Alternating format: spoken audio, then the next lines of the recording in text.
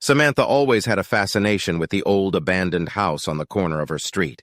She had heard stories about the family that used to live there and the tragic events that unfolded within its walls. She longed to explore the dark corridors and hidden rooms, but was always too afraid to venture inside.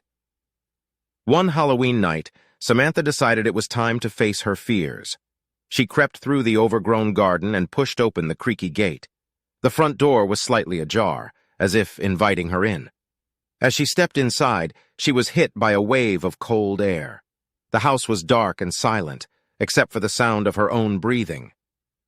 Samantha made her way through the dusty hallway, past the portraits of the family who had once called this place home.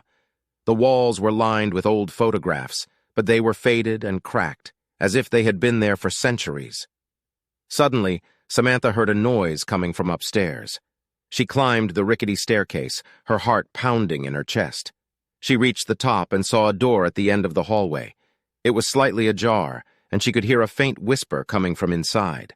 She pushed open the door and was met with a sight that would haunt her for the rest of her life.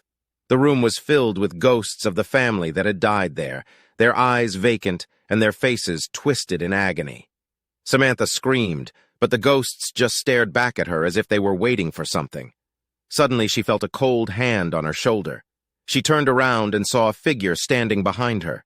It was the ghost of the youngest member of the family, who had died in a terrible accident. The ghost reached out and touched Samantha's face, and she felt a chill run down her spine. Samantha knew she had to leave, but she couldn't move. The ghost whispered in her ear, telling her to stay, to join the family forever. Samantha closed her eyes and waited for the end.